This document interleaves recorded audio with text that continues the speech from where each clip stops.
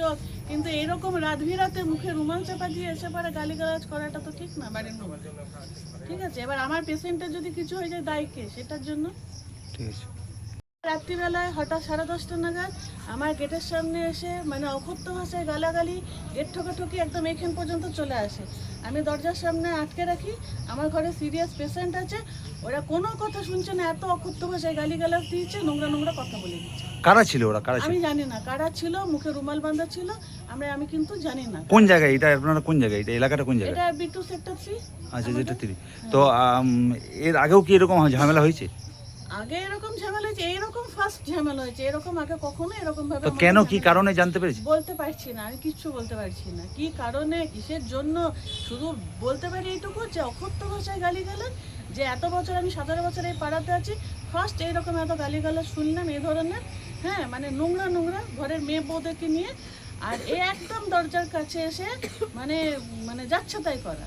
কিন্তু আমার ঘরে আমি বারবার বলছি, আমার বিধায়কের কাছে অনুরোধ, আমার ঘরে একজন সিরিয়াস পেশেন্ট আছে, আপনি দয়া করে একটু দেখুন এই ব্যাপারটা নিয়ে। তো এই যে ঘটনাটা, এই ব্যাপারে আপনারা থানায় অভিযোগ জানিয়েছেন?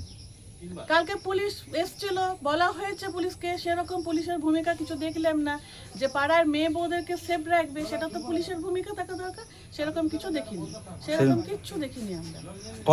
কখন ঘটনাটা ঘটেছে? ঘটেছে ওই 10:30 পৌনে 11টা নাগাদ, রাত্রিবেলায়।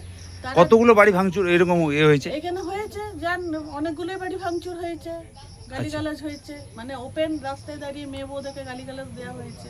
যেখানে সবার বাড়িতে বড় বড় মেয়ে আছে, বউ আছে, সবার বাড়িতে আছে, হ্যাঁ, তার মধ্যে গালিগালাজ করা হয়েছে। এত লোক এসেছিল আমরা চিনতে পারছি না, শুধু একটাই চিনছি, রতিনকে। আচ্ছা, আপনার নাম? আমার নাম পায়েল মাহাতা। কি যে এইখানে কতগুলো ইয়ে এসে ওই যে নেতাগুলো জানে সবাই, সেইগুলো কমিটি তৈরি করেছি, আর কমিটির কথা আমরা চাইছি না। আমরা সব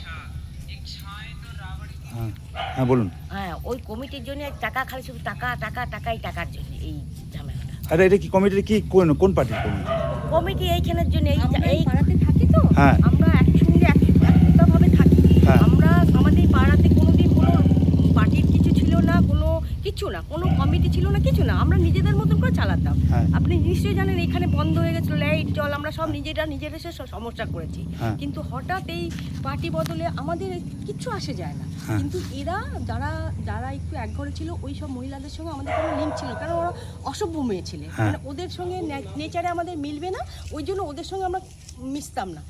এবার রং বদলে ওরা ডানা মেলে উঠেছে, উঠে ওরা বাইরের থেকে ছেলে এনে বলছে কমিটি নতুন, কে টাকা খেয়েছে, আমরা এসবে কিচ্ছু জানি না, কে টাকা খেয়েছে, কে দিয়েছে, আমরা কিচ্ছু জানি না। কিন্তু ওরা নতুন করে এইসব নাটক করে পাড়ার থেকে বাইরের লোক এনে কমিটি, তো সেটা পাড়াটাকে কি ভাঙচুর করেছে বাড়িঘর? হ্যাঁ, ভাঙচুর, পাড়ার থেকে বাইরের লোক এসে কমিটি করবে, এটা আমরা কি করে মেনে নেবো বলুন দাদা? এটা আমাদের পক্ষে সম্ভব? আমরা এতদিন এই কমিটিটা কিসের জন্য, এই কমিটিটা কিসের জন্য করে? টাকার জন্য। কেন টাকাটা কিসের জন্য নিচ্ছে?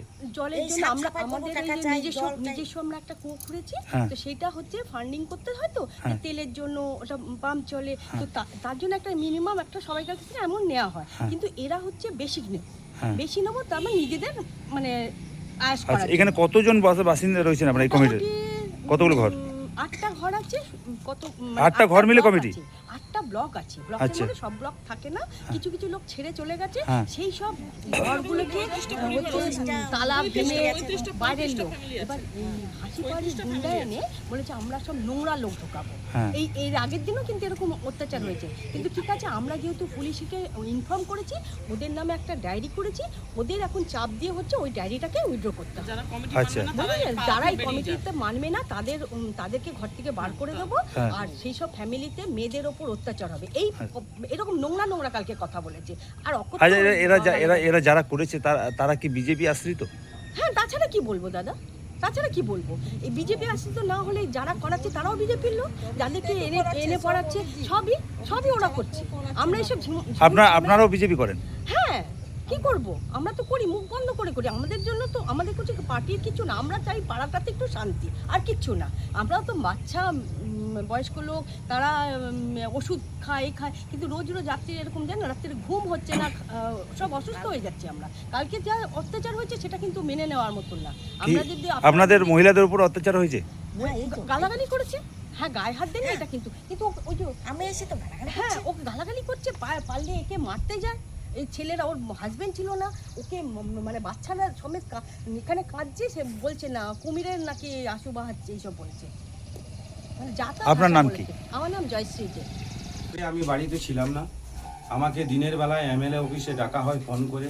এক দুষ্কৃত, তার নাম আমি ঠিক জানি না, মোবাইল নম্বর আছে, ওই রুমা মাঝি, শুক্লা মাঝি, ওনাদের পার্জেন্টে আমাকে ফোন নম্বর ওনাকে দিল। ঠিক দেবাশিস কি নাম ঠিক আমি বলতে পারছি না। ডেকে আমাকে যেমন তা ব্যবহার করলো, ল্যাংটো করে দেবো, এই করে দেবো। আমার কাছে ভিডিও রেকর্ডিংও আছে মোবাইলে। পুরো বেজ্জতি করে কোনোক্ষণকে পালিয়ে এলাম। পালিয়ে আসার পরে আমার বাড়িতে রাতে এই শুক্লা মাঝি, এই শুক্লা মজুমদার, রুমা মাঝির দাদা রোহিত, এরা এসে পুরো ড্রিঙ্ক করে রড ফড মেরে যেমন তা আমার বইয়ের কাপড় ছিঁড়ে আমার নগদ কেস 50,000 টাকা আলমারি থেকে নিয়ে, লোনের টাকা নিয়ে এরা সব সময় 3 বা 4 বার রাত্রে এসে অত্যাচার করে। আমার বাচ্চারা কান্নাকাটি করে, আমার বাচ্চারা এখন নেই, লোকের বাড়িতে আছে। তারপরে কি করলো, বলছে তোর বইয়ের